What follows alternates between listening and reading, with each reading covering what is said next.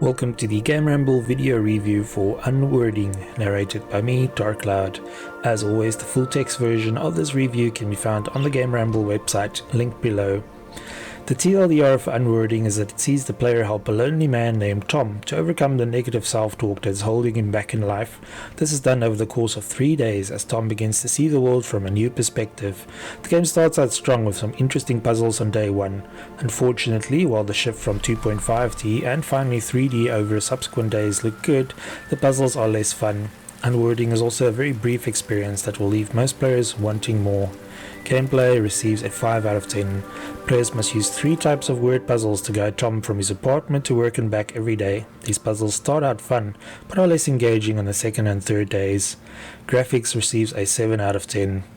The first day in Unwording features stylish 2D visuals, which then turns into 2.5D and 3D on subsequent days. Sound receives a 7 out of 10.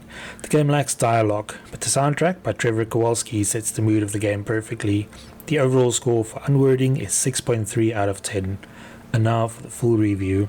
Everyone can have negative thoughts sometimes, but if it becomes too frequent, the results are never good. This is the fate of Tom, the protagonist of Unwording, who finds himself lonely, stressed and depressed thanks to his negative thought patterns. Tom lives alone in his apartment, where he takes a daily bus to work. Due to all the negative self-talk, Tom doesn't socialize with his co-workers and returns home every day with no energy to cook or clean.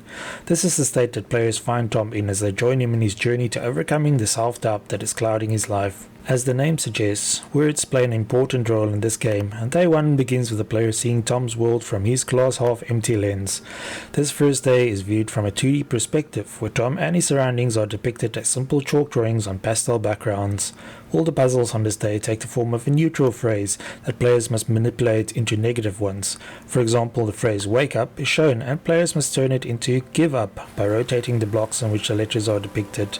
The purpose of these puzzles is to spell out messages that are irrational and self-defeating in order to remind Tom of everything he lacks. After this bleak start to the game, things begin to change on day 2 when a mischievous little yellow bird entered Tom's apartment and his life. This bird literally causes Tom to see the world from a different perspective as the visuals change from 2D to 2.5D. The bird also smashes into the previously negative phrases put together on day 1 and scatters them into a jumble of 3D blocks. These blocks must then be rotated by players in 3D to create new words, which they then string together to create positive phrases. Unfortunately, the puzzles on day 2 are a little fiddly and not quite as engaging as they were on day 1. Finally, on the third day, the perspective switches to full 3D, while the puzzles make way for a text input box where players can type a command for Tom to perform. Once again, this is a little fiddly, and it took us a few attempts to get Tom to do what we wanted him to do, even after figuring out what must be done. It's a very short experience, and the last 2 days are not quite as good as the first, but overall Unwording offers a unique perspective on what a big impact negative self-talk can have. Unwording is a decent looking game, and seeing Tom's world become more colourful and 3-dimensional is a clever touch. Unfortunately, the added dimensions can cause some issues, especially on day 2 when players don't have control of the camera. Tom has a bad habit of getting caught on things in the foreground or background as players try to steer him around, which quickly becomes annoying. The game also has a very limited number of locations, which consist of Tom's apartment, the street in front of the apartment, and his office floor. The audio is really good, and while the game does not feature any speech or indeed dialogue, the soundtrack by Trevor Kowalski sets the mood perfectly. Tom can be moved around using a keyboard and mouse or controller, but as mentioned earlier, navigation can be a chore in the 2.5D perspective.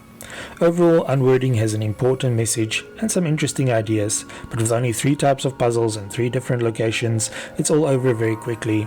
The game can be completed in under 2 hours, and since it only covers 3 days in Tom's life, there's not much room for character development either. We enjoyed the puzzles on day 1, but the ones that followed in subsequent days were unfortunately not as fun. Unwording also allows players to choose easy mode if they're more interested in the story and not so much the challenges, but this makes for an even shorter experience. In addition, even with the inclusion of some visual and audio clues for the puzzles, some players might find that completing them is more about trial and error than any real skill. There's no doubt that Unwording is a charming game and features some good ideas, but in the end the execution could have been better. Thanks for joining me for this Unwording PC review. Remember to like, subscribe and share. Until next time.